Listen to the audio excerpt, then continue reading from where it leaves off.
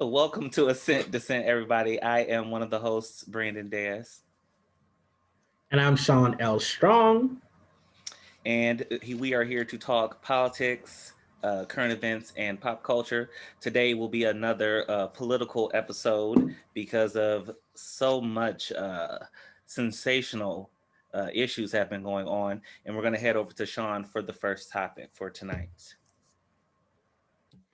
Okay, so really, I just want to kind of bring everybody up to speed and talk about some different things that's been going on over the past couple weeks and kind of get your thoughts on them, Brandon. So, as you know, political ads have been ramping up on both Biden and Trump's side. We're I think 17 days away from the election at the time that we are recording this show. When it airs, will be more like 13 or 12 days away.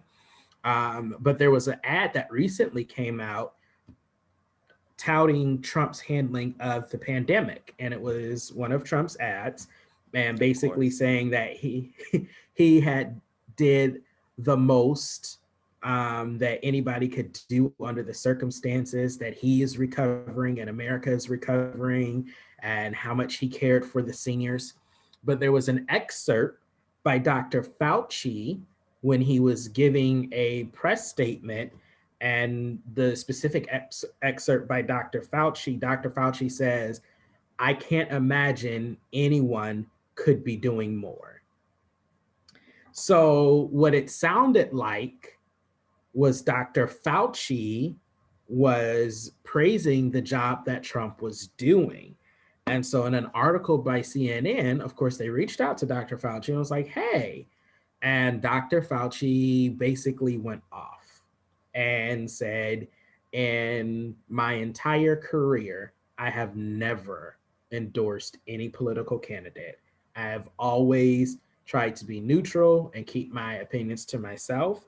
And he was basically saying how irritated he was that they took a specific line out of a press conference that he had gave in the very beginning when all of this first came out in March and tried to use it in favor of President Trump when he didn't feel that way at all. Mm, How do you feel imagine about that. that, Brandon? Do you feel that's misleading? Well, first of all, I'd like to point out the obvious and say that I said on the last episode that this is exactly what Trump would do with his faux COVID-19 infection, that he would tout about how This is strong he true. overcame it, that he would promote another drug, which he has been touting remdesivir, which is hundreds of thousands of dollars and everyday Americans cannot afford it, and it is still a experimental drug. But yes, it is very misleading to parse one section of what Fauci was saying and use that to say that this is currently what the standing is. We also have to take into time to consideration the time that Fauci said it. Did he say it when the country was under lockdown and there was nothing else we could be doing? Because the statement Absolutely. then does not It was apply in the to a beginning.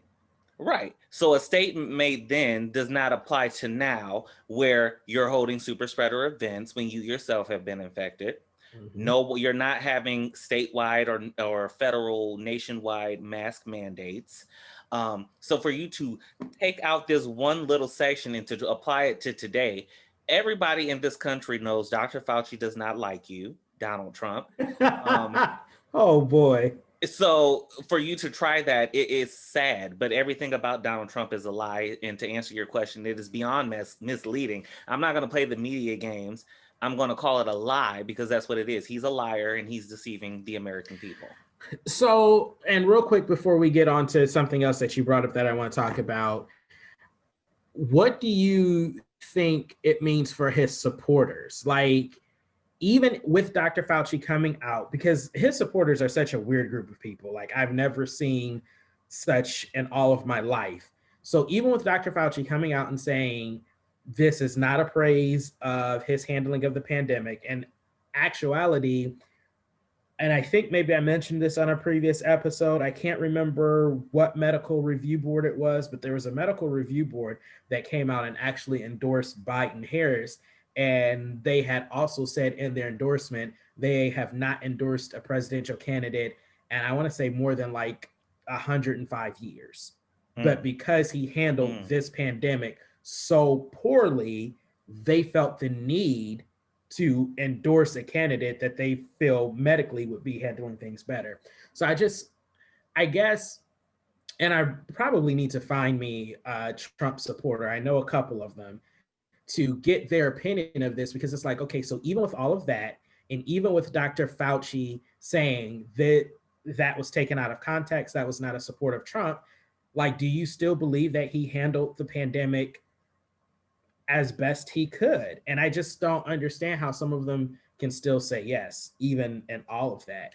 And it's funny because I've even talked to some Trump supporters now who no longer want to believe anything that Dr. Fauci have to say. And I'm just like, but you guys believed him 100% when Trump first introduced him. And then the moment Trump says no, all of a sudden, all of that goes out of the window. Like, what do you make of that kind of logic or that reasoning in their head? Like, I don't understand how people can make those logical connections. I just don't get it. Well, first of all, I just want to say, imagine that.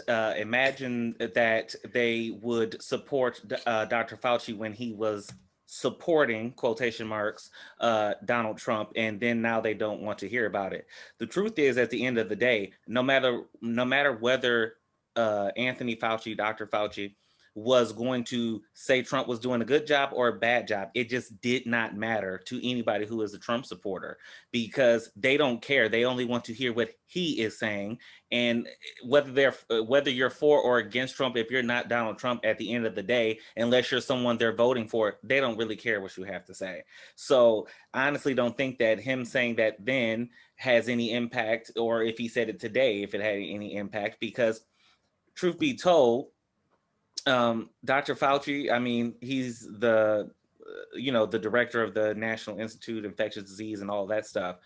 And certainly I put some respect on his name and on his title. I respect him. But again, it's not going to sway the voters who are going to vote for Biden. And it's Mhm. damn sure not going to change the 30-40% that support Donald Trump, because the only thing they care about is him being a very toxic, and I hate the word bully because it's such a weak word that gives him power, but a toxic little dollar store dictator, as I call him. They only care about what he's going to say and what he's going to do. Everything else is null I and like the void. alliteration, by the way.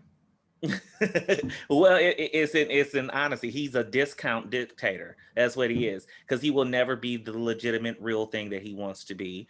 He will be taken out swiftly, if he were to even think about it, by the American people. Sean. So something you brought up, something you brought up a moment ago. You were talking about the drug remdesivir. What is so interesting to me, and we've got to find a Trump supporter to talk about this next episode, especially a Christian Trump supporter, because they are all anti-abortion, anti-abortion. He's going to protect babies, as if that's the only issue ever. And Can I point out something with that really quickly? Because I wait, was hold just on. having a. Go Let ahead. me finish. But remdesivir is made with stem cells from aborted fetuses. And now this president, who is supposed to be so anti-abortion, and that's the reason you're choosing him, because he stands for all of these righteous principles, so you say, such as protecting life, Mm-hmm. but he's trying to push to you guys a miracle drug or miracle cure that is made from the very thing you hate. Mm-hmm. Thoughts, Well, please. I was going to. Sorry for interrupting you, but I was going to say that I had just talked about Trump in the evangelicals um, earlier this evening before we started this show, and she couldn't make sense of how could anyone Christian support Republicans and Donald Trump. And I say that's because the Republican Party is supposed to be the party of family and Christian values. And because abortion is against the Bible, that's how they win that group of people. I went further to state, if you want to be so pro life, then you should be for free health care for everybody, because you should Yep, be for every absolutely. measure that will sustain that life that you so badly want to be here. So let's just point out the hypocrisy of the Christian group. Now, Oh, don't it's get me wrong. very hypocritical, especially your Catholics who tout the right to life. You know, we believe in protecting the dignity of life from the time of conception to the time of death. But it's like so many of you are against healthcare for all. You're against food stamps and social welfare programs. And it's like, if you're really pro life, then you should be pro life, period. And whatever it takes to, as you said earlier, sustain this life. When in actuality, so many people that say they are pro life are really pro birth. And for me personally, I am pro life, but I'm for pro the whole life. It's not any of our jobs or responsibility to tell someone what decisions they should or should not make because of our religious values. The only Well, thing we can do is present to them the truth as we see it, but then they have to make that choice or that decision on their own. And it's not our place to try to force someone to make that decision for them. And I think what really gets a lot of Christians in trouble is trying to legislate their views of righteousness. And as I tell so many of them, you know, in that group, that was already tried. You know, God himself tried that when he gave commandments, and it still didn't work. So he had to send Jesus to give you something better. So if it didn't work back then, what makes you think legislating righteousness is going to work now? At that point, you take away somebody's natural choice to choose God and to choose righteousness, which is what he wants in the first place. well, and I'll take it even a step Sorry to further. This preach, but No, I appreciate that, because the whole debate of abortion and the people who are pro-life are essentially against the very fundamental cornerstones of this nation, of freedom and having rights and the pursuit of happiness and all that, BS. And it also violates the whole creed of the separation of church and state. Okay. First of all, let me say this. I am someone that personally, I would be pro-life in situations of, if you are irresponsible, then no, you should not be entitled to an abortion because you were the irresponsible person. and However, absolutely, let me clarify that. That's how I feel too. I don't believe abortion should be a method of contraception. exactly, Okay? exactly. If you're not smart enough to take the precautions that you need in order to not get pregnant, then it should not be on anybody else, a private healthcare system, the state, taxpayers, what have you, Mhm. to help you terminate an unwanted pregnancy. Now, there's something completely different between people who are, you know, at the hands of rapists who suffer and are victimized by rape or victimized by incestuous relationships or things like that. I Absolutely. totally get that point. And even the Bible that y'all want to say is against abortion, even the Bible says, especially in the cases of incest, if someone conceives, that child should be put to death. That's in the Bible. And So that's on period. I'm not for it, and yeah, I'm not for it in those cases. But you know, again, people who are just not wise with their decisions, every choice that you make has a consequence. And if you're going Hmm. to choose to have unprotected sex and you end up with a child, I don't think that you should then be trying to have an abortion as an afterthought. That's just my personal belief. Absolutely. Now, where it comes to be against the fundamental cornerstones, whatever you want to say, of this country, is me as a man. It is not, I do not have the right, the power, the authority to dictate what a female is going to do with her body. Okay. If we want to go the religious route and you really feel that abortion is a sin, then let her atone for her sin with God, and let God be Exactly. the judge that he's Exactly. supposed to be in the Bible. And you mind your damn business. That's what this whole problem of abortion is people not minding their business. If people would focus on Absolutely. what's going on in their yard, and focus on the weeds in their yard instead of focusing on someone else's yard or lawn. Sweep around your own front door, as my granny would say. Okay, and if they would just do that, then this wouldn't even be an issue. But this is an issue of it's a branch, if you will, or a stem of white supremacy, Christianity, trying to just dominate everybody else's life. And you can call me a radical for feeling like that, but that's essentially what it is. And so against abortion, yes, if you're irresponsible. Now, in cases, like you said, in cases of rape, in cases of incest, or if the mother's life is going to be in jeopardy because of this pregnancy, definitely. But like you said, Absolutely. for it to be a new method of contraception that just would be willy-nilly done, no, absolutely not. But then you get into the debate of how do you put restrictions on that?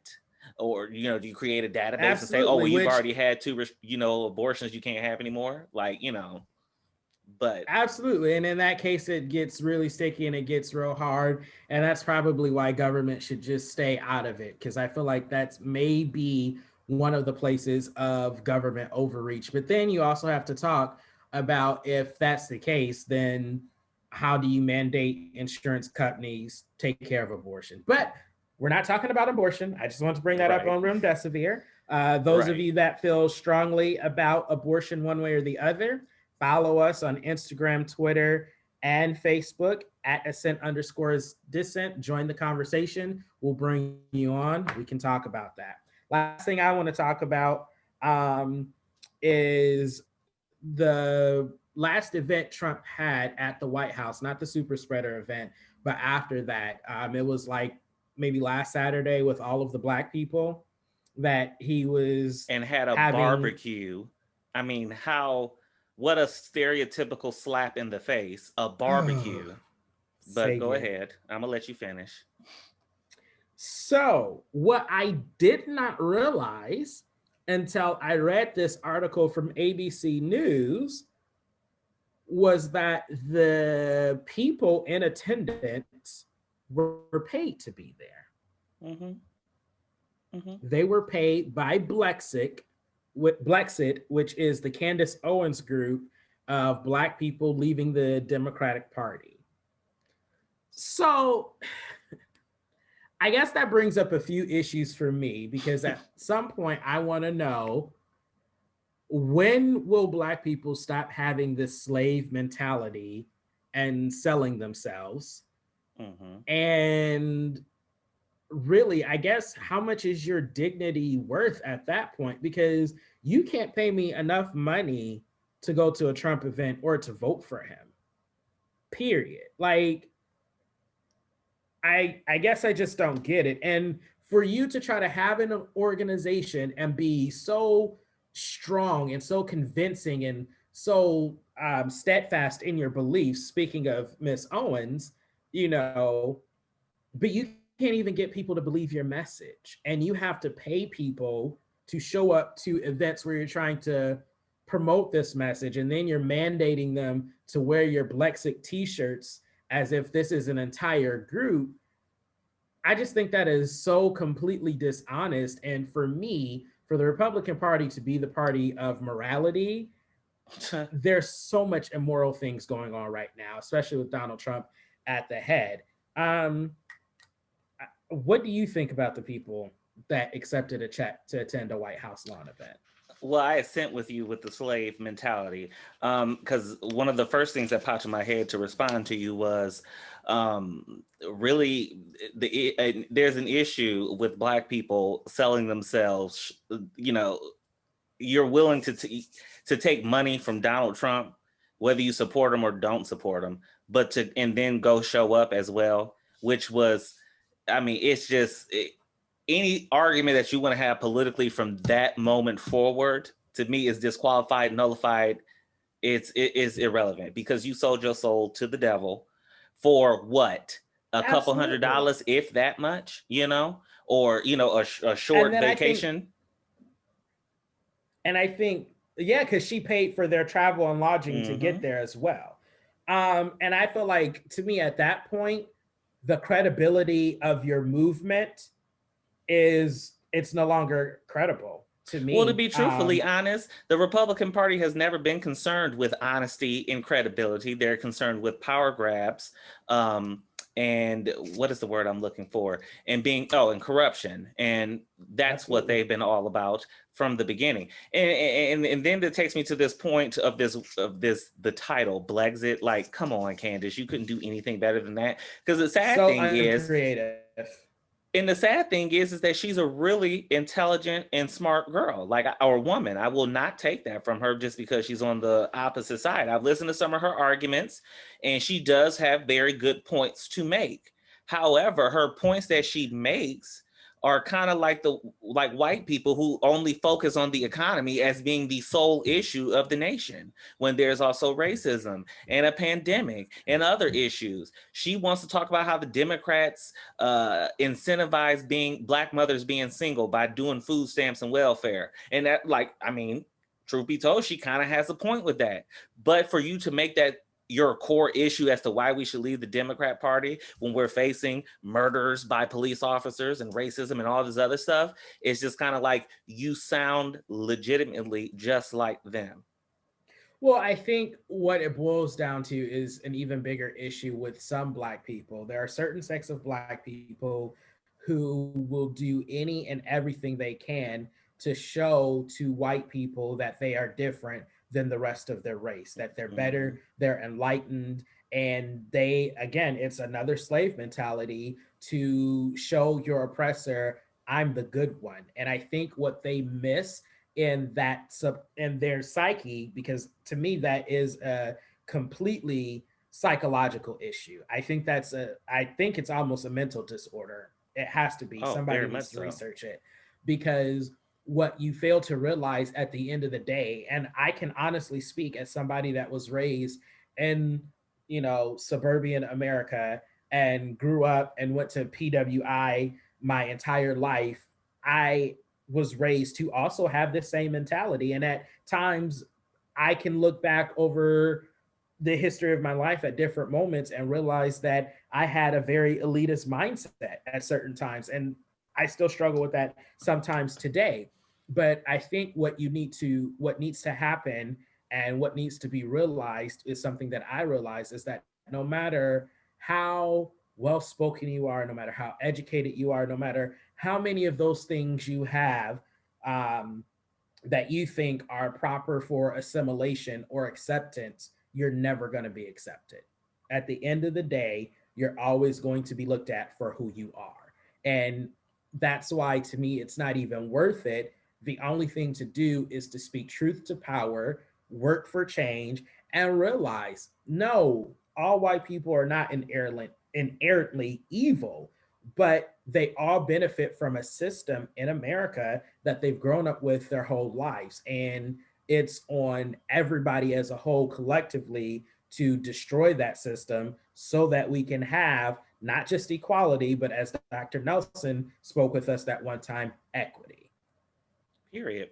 And I mean, just to be frank and to be nasty, like I was on the last episode, Candace Owens and her lot of sheep that follow her are just weird. They're weird people. They're really weird Black people. They're the Black people that the mass of Black people that you would see in the lunchroom would alienate those little two or three Black people because they're weird. They're off. And hate me for saying that, but it's the truth. She is weird. She looks like a maniacal maniac. Um, but there's my take on Candace Owens and Daniel, or Cameron Daniel, whatever his stupid name is, and people like that. The Attorney General guy Yeah. from Kentucky. I think it's Hmm. Daniel Cameron. Yeah. You never trust a man with two first names. I heard that in some movie a long time ago. Yes, I heard that too. That's interesting. So on Thursday, October 8th, law enforcement on both the federal and state levels in Michigan unsealed charges against 13 terrorists. I want to say that again, 13 domestic terrorists, domestic white terrorists, in connection with their plot to Wait, kidnap. Brandon, are you sure they're not patriots? They are terrorists. I want to be crystal clear. They are domestic white terrorists in connection with their They plot love to kidnap. their country. So they terrorize it because they're terrorists. Okay. In connection with their plot to kidnap Michigan's Democratic Governor Gretchen Whitmer. Their plans went further as they planned violence against law enforcement and inciting a second civil war, like terrorists do, in their attempt to overthrow the government, like terrorists. Per the Washington Post, quote, the plotters, according to an FBI affidavit, seem to be motivated at least in part by their belief that state governments, including Michigan's, were violating the constitutions. One constitution, not plural, sorry.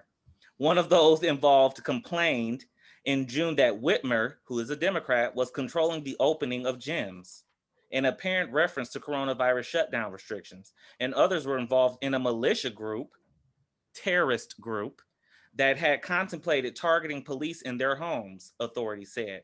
They trained together with firearms and experimented with explosives, authorities said, much like terrorists in Iran and Afghanistan.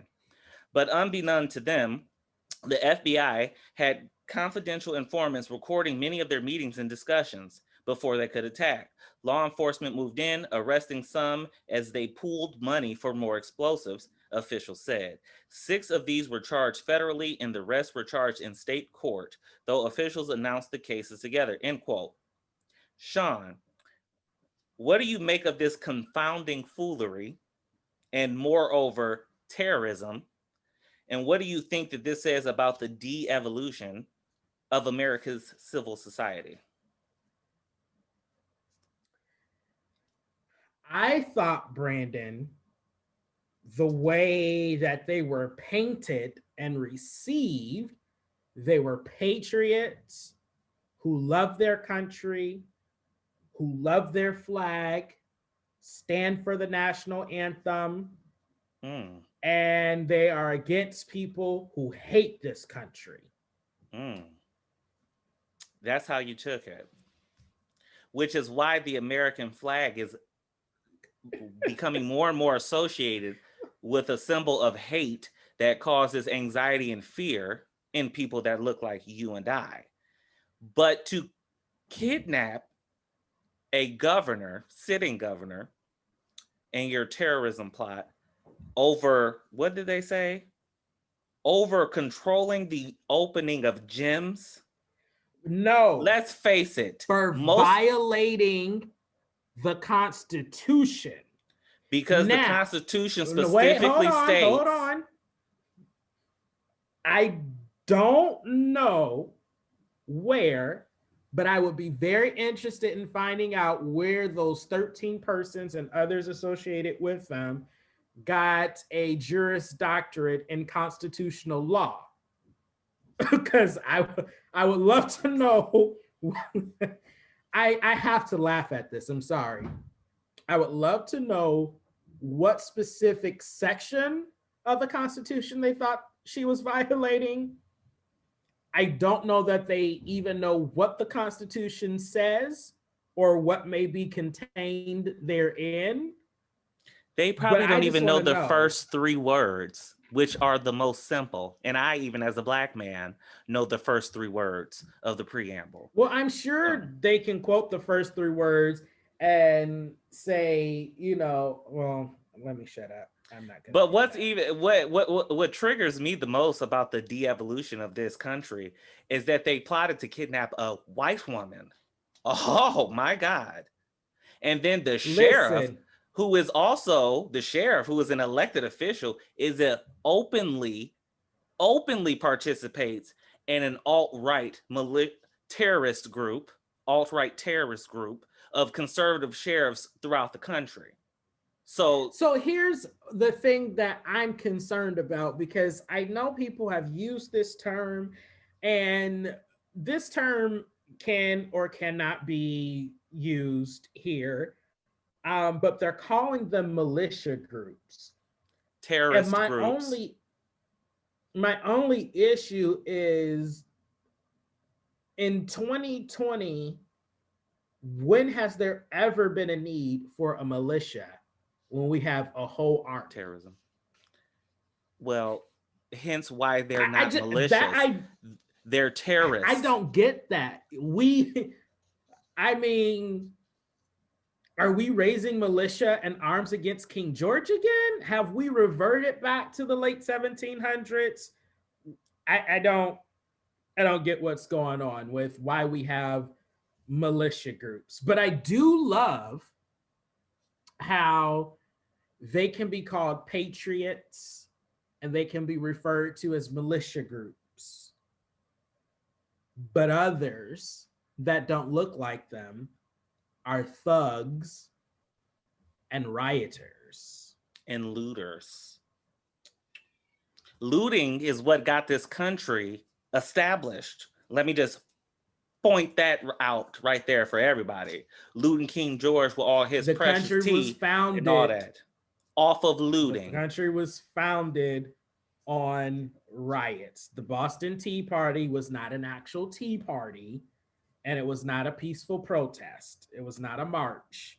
They dumped gallons and barrels of tea and other goods over ships and blew those ships up.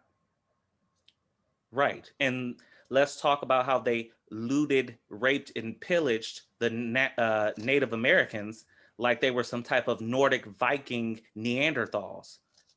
But next question. In an op-ed for the Washington Post, Governor Gretchen Whitmer herself says that she holds Donald Trump personally accountable for the attack on her life. And you go, girl. Shaun, who do you blame and what do you contribute their terrorist ideology to? I mean, come on, that's really easy. I mean, I can't even be silly and say that anybody else other than Trump is to blame. Period. I mean, he's made her an enemy and everyone else that's a Democrat an enemy. And these people praise him. They praise him. They drink his Kool-Aid. They do whatever he says. And I don't think that they would have been emboldened to do this had he not been spewing the venom that he spews almost on a daily basis. Well, it's just sad that this type of plot is happening due to common sense measures to keep everybody safe from transmitting COVID. Okay. So COVID is a hoax. Right. If you're a terrorist, it is a hoax because it's thwarting your terrorist plans. And I just think that this is a microcosm or a blemish of how bad the civil unrest is going to be come election result day, whenever that is going to be 2020. So this is what we have to look forward to. This is where we've come. And honestly, as much as I would like to say it's sad for America, I'm going to quote that person that I did on this episode before when they said America has the president that it deserves. And all this chaos. Looking for a country to be a refugee in. I'm sorry? I said, I'm just looking for a country to be a refugee in. Oh, absolutely. Absolutely. I've already been doing research. Listen, who's willing to accept me? Well, that's all I have, Shaun. So you go ahead and wrap us up. All right. Well, thank you guys so much for joining us on another episode of Assent, Dissent. We're your hosts, Brandon Deas and Shaun Strong. Do not forget to like, follow, and subscribe on YouTube, Instagram, Facebook, and Twitter at Assent_Dissent. You can also find us wherever you get your podcast media. Thank you so much for tuning in. Don't forget to join the conversation. And if there's something you want to hear us talk about or you would like to talk about with us, don't be afraid to reach out. We're always willing to have you. Thanks and have a great night, everybody.